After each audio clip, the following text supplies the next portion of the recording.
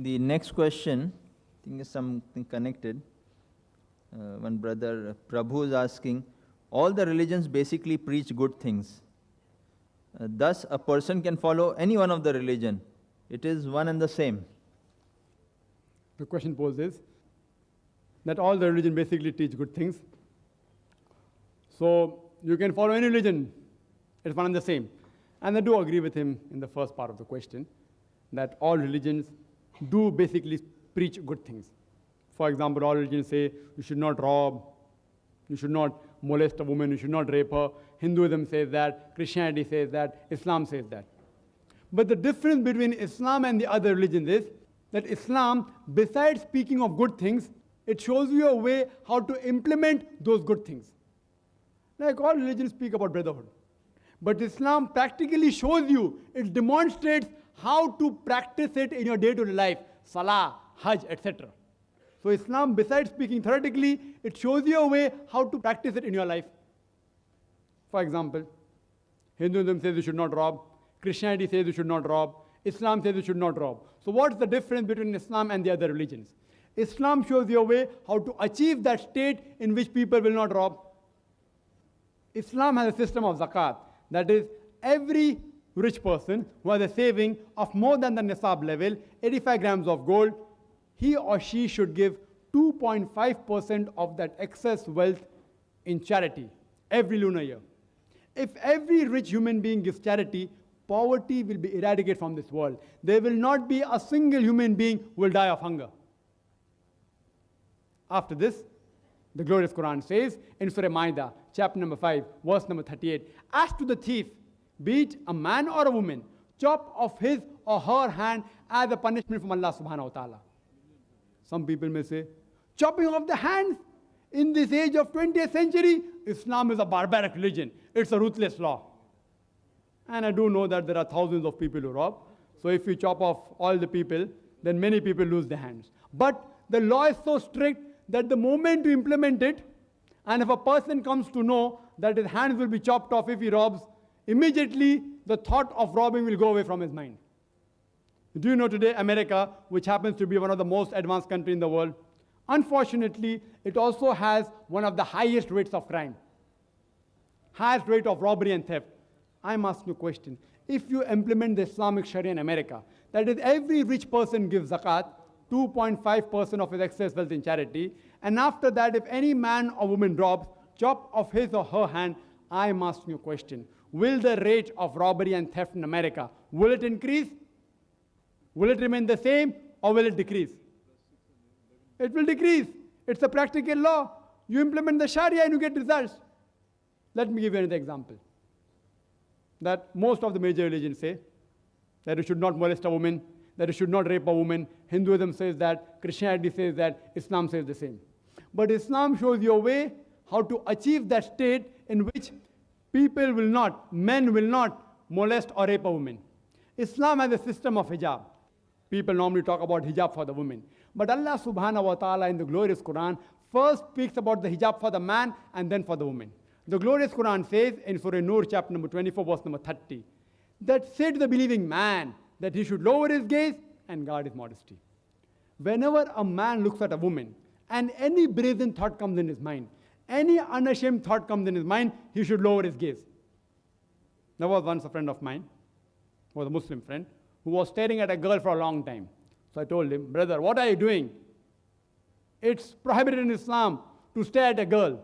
So he told me, our beloved Prophet said that the first glance is allowed, the second is prohibited. I have not yet completed half my glance. What did the Prophet mean by saying the first glance is allowed, the second is prohibited? He didn't mean that you can look at a woman and stare continuously at her for 20 minutes without blinking. What the Prophet meant that if you look at a woman unintentionally, intentionally don't look at her again. Don't feast on her. That's what the Prophet meant. The next verse speaks about the hijab for the woman. Surah Nur chapter 24 verse 31 says that say to the believing woman that she should lower her gaze and guard her modesty and display not her beauty except what appears ordinarily of, and to draw a head covering over the bosom. And display not her beauty except in front of her husband, her father, her sons, etc. and a big list of mahram, the close relatives who she can't marry is given. And there are basically 6 criteria for hijab. The first is the extent which differs between the man and the woman. For the man, the extent is from the navel to the knee. For the woman, the complete body should be covered. The only part that can be seen are the face and the hands up to the wrist. Some scholars say even this should be covered. The remaining 5 criteria are the same. The second is the clothes they wear, it should not be so tight that it reveals the figure. Third, it should not be transparent so that you can see through. Fourth, it should not be so glamorous that it attracts the opposite sex. Fifth, it should not resemble that of the unbeliever. Sixth, it should not resemble that of the opposite sex. These are basically 6 criteria for hijab mentioned in the Quran and the Sahih Hadith. And the Quran says in Surah Ahzab, chapter 33, verse number 59, giving the reason for hijab. It says, O Prophet, tell your wives and the believing women that when they go abroad, they should put on the cloak so that they shall be recognized and it will prevent them from being molested. Quran says, hijab has been prescribed for the women so that it will prevent them from being molested. And the Islamic Sharia says, if anyone rapes any woman, he gets capital punishment. People may say, capital punishment? In this 20th century, Islam is a barbaric religion. It's a ruthless law. It's a barbaric religion. Do you know America, which happens to be the country which is supposed to be most advanced, it has one of the highest rate of rape. According to the statistics, it says that on an average, every day, more than 1,900 females are being raped every day. Every 1.3 minutes, one female is raped. Since the time I'm in this auditorium, it's more than 2.5 hours. How many rapes may have taken place? How many? More than 100 in America. I'm asking you a question. If you implement the Islamic Sharia in America, that is, every man, when he looks at a woman, he should lower his gaze. The woman should be properly dressed up in the hijab. And after that, if any man rapes, capital punishment. I am asking a question.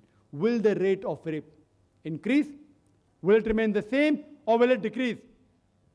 It will decrease the practical law. You implement the Sharia and you get results. And I've asked this question to non-Muslims that suppose someone rapes, unfortunately, your wife or your mother. And if you are made the judge, and if the rapist is brought in front of you, what punishment will you give? And believe me, all of them said, we'll put him to death. Some went to the extent of saying, we will torture him to death. So why do you have the double standards? Someone rapes somebody else's wife, capital punishment is barbaric law. Someone rapes your wife, you want to give him capital punishment. Why these double standards? And do you know in India, according to the statistics of Crime Bureau, it says that every 54 minutes, one case of rape is reported in India. How many taking place? Every few minutes maybe, one case. And no wonder, the Home Minister of India, L.K. Advani, you know what he said? It came in headlines of Times of India. Headline. What it says?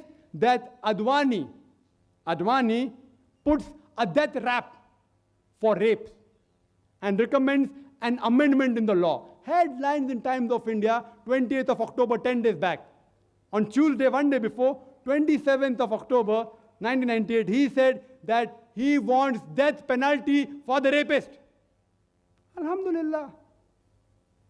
What Islam has said 14 years ago, L.K. Advani is saying that, and I congratulate him for that. I'm not here to promote any political party. I'm not a politician.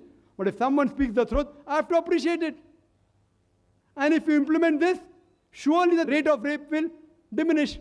Maybe the next Home Minister may implement the Islamic hijab here also. So inshallah, the rape will be completely abolished. They are coming closer to Islam. I appreciate it. Ta'alaw ila qalmatin sawa'in bainana wa bainakum. Come to common terms, there has been us and you. Mr. L.K. Advani realized that rape is increasing in India, and he rightly recommended that the law should be amended and death penalty should be put for the rapist. And I'm for it. I'm the first Indian to support him. So if you analyze Islam, besides speaking good things, it shows you a way how to achieve that state of goodness. Therefore, I say that Islam, unlike other religions, which speak good things, it shows you a way how to achieve goodness. So therefore, if I have to follow a religion, I would follow a religion which speaks good things and shows you a way how to achieve that good things. Therefore, it is rightly said in Surah Al-Imran, chapter 3, verse number 19, Inna Dina Indallahi al-Islam. The only religion accepted in the sight of Allah subhanahu wa ta'ala is the person who submits his will to Allah subhanahu wa ta'ala.